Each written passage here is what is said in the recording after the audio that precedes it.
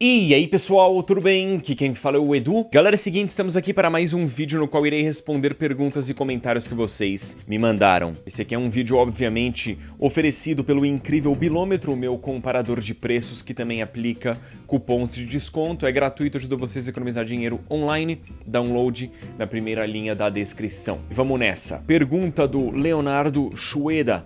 Edu, você fica mais bonitão e garboso de barba. Isso não é uma pergunta, é apenas um comentário. Muito obrigado. Convença a minha esposa de que eu poderia ter uma barba que chega até a altura dos meus mamilos, mais ou menos. Se você convencê-la, aí você vai ver um Edu ainda mais garboso e bonachão. Próxima pergunta veio da Carol Viudos. Ela tem um ícone de Eduzinho do lado do nome dela, é porque ela faz parte da comunidade aqui do canal. Se você quiser virar membro, informações na descrição. Mas vamos lá, a Carol pergunta o seguinte: como você consegue ser tão trouxa? É um dom. Agora imagina o quão trouxa não é uma pessoa que paga dinheiro todo mês pra mim e vem me xingar então, mano. Que é isso aí? Cadê o respeito, menina? Hein? Mamãe não deu educação, não? Tamo junto, muito obrigado pelo apoio. Temos aqui uma pergunta do meu colega e amigo de YouTube, Vitor Kratos. Edu, você sente que o público gamer das antigas tem, de certa forma, medo de jogos novos? Sente que alguns destes ocasionalmente preferem criticar o jogo X ou Y ao invés de tentar conhecer e ter novas experiências? Na minha opinião, sim. Vi vários amigos das antigas pararem no tempo, mas na grande real o que penso é que eles tinham medo do desconhecido.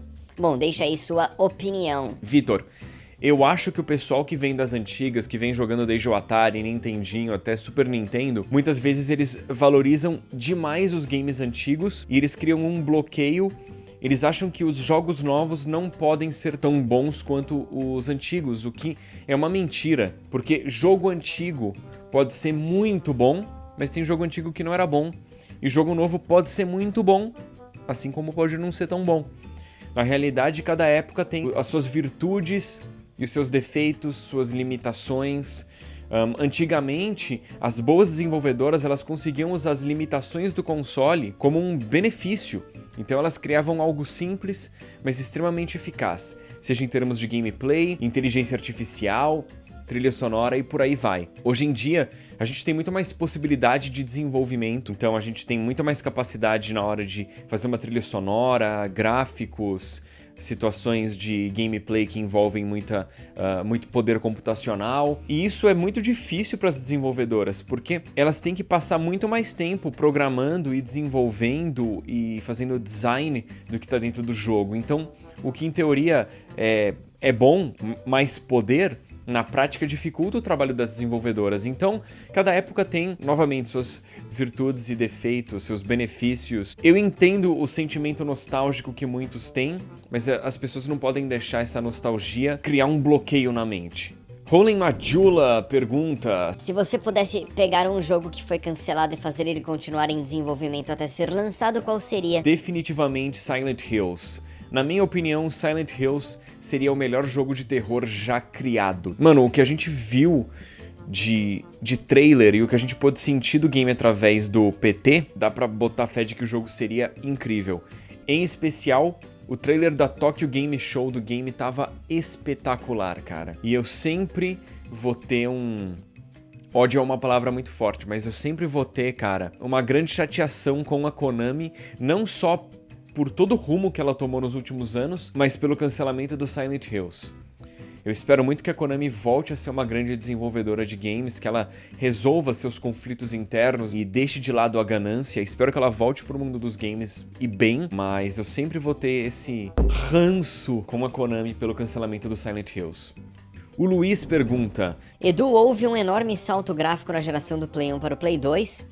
Já nessa última troca de geração foi mais nítido o aumento do mapa em jogos de mundo livre. O que esperar? Para onde vamos nessa próxima mudança de geração? Um abraço, Feliz Natal. Feliz Natal atrasado pra você, Luiz. Sua pergunta tá um pouco linkada até com o assunto da pergunta do Vitor, né? Hoje em dia, cara, os games eles são muito mais difíceis de desenvolver por causa de todos os avanços tecnológicos. Ao mesmo tempo, as possibilidades são muito maiores do que eram antigamente, né, na hora de criar um game. Eu espero ver na próxima geração não só uma melhoria gráfica, porque isso é óbvio que vai rolar, mas eu acho que o caminho agora é a gente ter melhorias nos sistemas de inteligência artificial e usar também o poder computacional maior que vai vir para criar, por exemplo, sistemas mais complexos de climas, de repente uma vegetação que consegue evoluir melhor com o passar do tempo e crescer. Eu não ligo muito para a evolução dos gráficos, eu acho que o principal seria a gente ter o poder computacional e inteligência artificial, que são coisas que estão correlacionadas também, né? Acho que tá tudo dentro mais de CPU do que placa de vídeo, no meu conhecimento básico do assunto. Eu gostaria de ver, por exemplo, imagina um game tipo Zelda Breath of the Wild, Horizon Zero Dawn, com uma natureza que evolui, cresce e é moldada pelo jogador. Seria insano, isso tudo em tempo real, né? Seria incrível. Ou, por exemplo, o Just Cause 4, que tem o Tornado, por exemplo. Cara, aquilo exige muita CPU. Então eu espero que na próxima geração a gente possa ver um tornado, tipo, devastando uma cidade inteira, tá ligado? Sem problema de desempenho e podendo ter muito mais elementos inseridos no tornado. Ou se pegar um jogo online e pular de 64 jogadores para 256, sabe? Com destruição do mapa. Espero que siga essa linha o desenvolvimento dos games na próxima geração, com uma inteligência artificial melhorada. Aegon Guzmão, mano, esse maluco, velho. Aegon é um nome muito Game of Thrones. Aí o maluco é barbudo, velho. É que o Guzmão não é um nome gringo, né? Mas o Aegon é muito da hora, velho. Vamos lá. Bom dia, Eduardo. Quem disse que é dia? Para seus vídeos de batera, você se inspira em alguém ou você cria todas as viradas e levadas? Cara, seguinte, é impossível dizer que eu não me inspiro em ninguém, porque quem eu sou como baterista é resultado de múltiplas fontes de inspiração. Mas na hora que eu sento na batera pra fazer a linha das músicas que eu toco aqui no canal, eu simplesmente deixo o que vem naturalmente e desenvolvo isso, tá? Então normalmente quando eu vou tocar um cover, eu decido a música que eu quero fazer o cover, sento na batera, improviso em cima dela, e o que tem de melhor nos meus improvisos eu transformo em linhas. Eu decoro a estrutura da música, então eu sei que levada eu vou fazer em cada parte da música, e as viradas são todas improvisadas.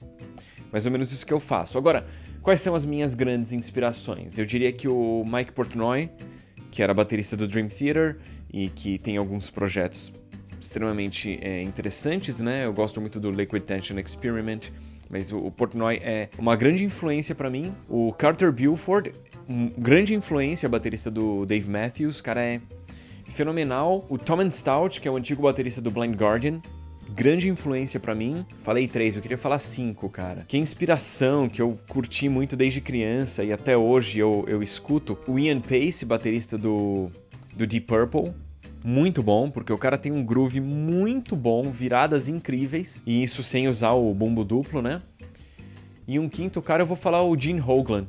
Foi baterista do Death e tocou em várias bandas já. O cara é impressionante. Minhas grandes influências aí. Beleza? Agora temos uma pergunta do canal do Pedro. Eu sei que é uma pergunta estranha, mas se trata de uma curiosidade que eu sempre tenho. Seus pensamentos são em inglês ou português? Cara, seguinte, depende da ocasião, depende da situação.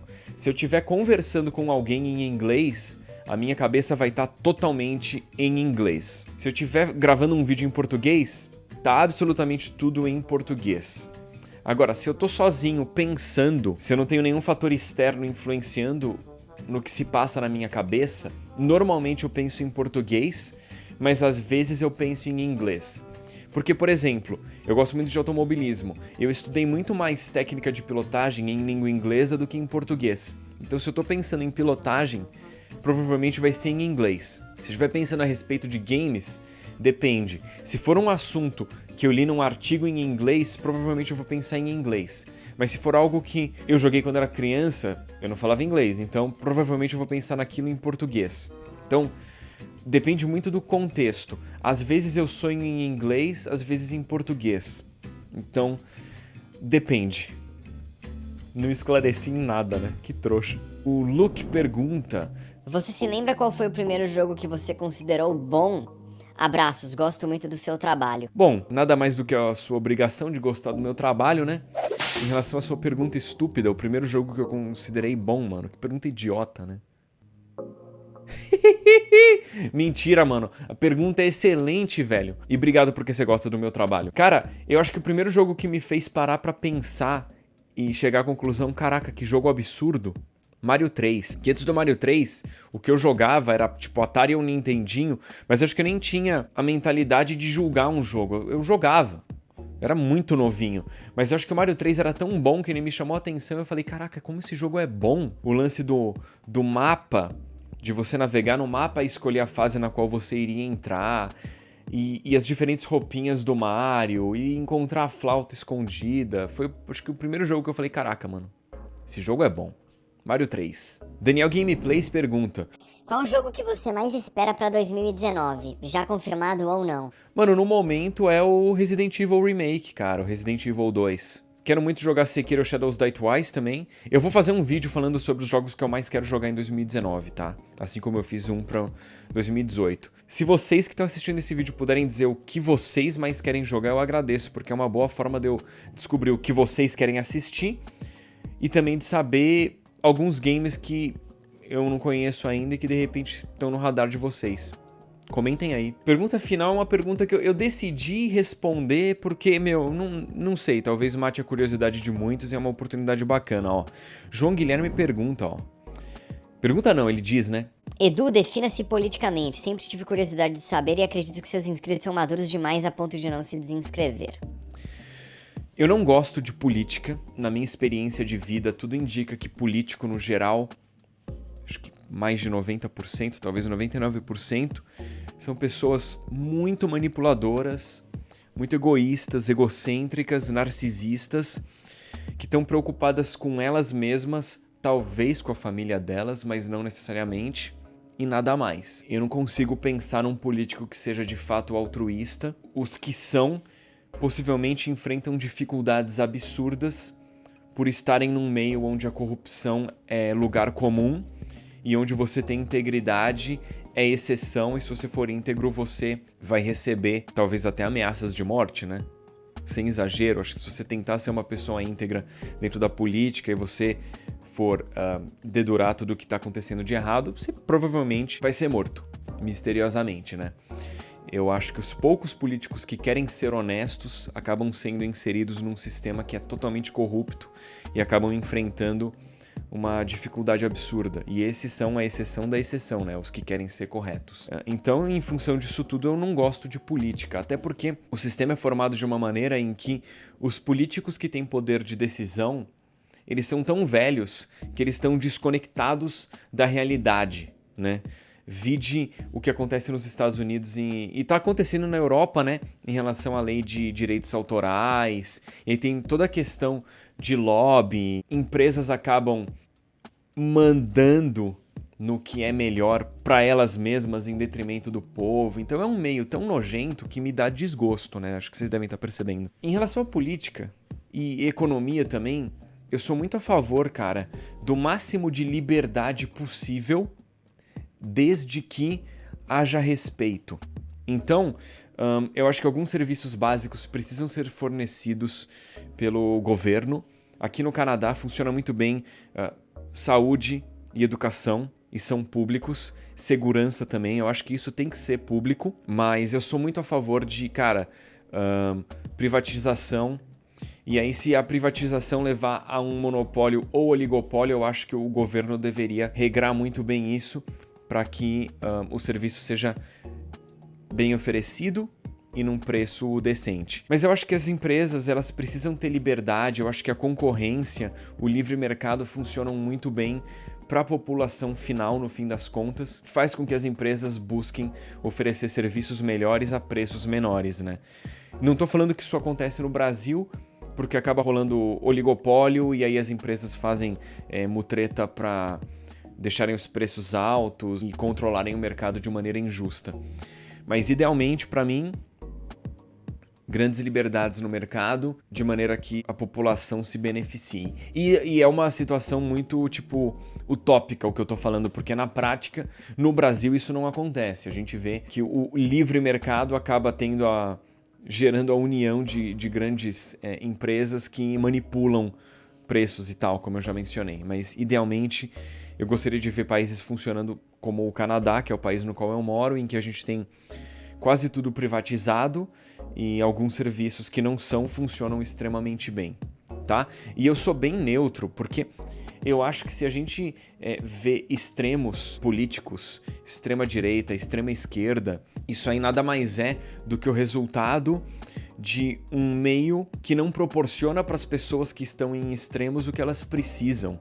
Então eu não acho que o cara que tá na direita ou tá na esquerda, quando ele reclama ou quando ele pede algo, eu não acho que essa pessoa tá fazendo isso só pra ser do contra em relação à oposição, né? Eu acho que a pessoa tá fazendo isso porque de fato do lado dela tá faltando alguma coisa. Idealmente a gente deveria parar para ouvir e pensar a respeito do que cada uma das posições políticas diz, porque as realidades são diferentes e é muito difícil agradar a todos, né? Imagina um classe média alta de São Paulo em relação a alguém que é da periferia do Rio de Janeiro. É muito diferente, muito diferente. Eu acho que eu sou bem neutro, eu gosto do livre mercado, mas eu acho que algumas coisas precisam ser oferecidas pelo governo. Tipo, se a gente começar a pensar em segurança como algo que não deve ser oferecido pelo governo, no fim das contas, quem tiver mais poder vai se dar bem em detrimento dos outros, né? Mas enfim, galera, acho que é isso. Espero que vocês tenham curtido o vídeo. Obrigado pela atenção de todos. Não se esqueçam de deixar um gostei e compartilhar o vídeo. Ativem notificações de vídeos novos do canal clicando no sininho para não perder nenhum vídeo. Baixem o Bilômetro, que é gratuito, ajuda vocês a economizar dinheiro online. Quem quiser se tornar membro do canal será muito bem-vindo, mas não se sintam na obrigação. E é nóis, pessoal. Vou ficando por aqui. É isso aí. Valeu, falou!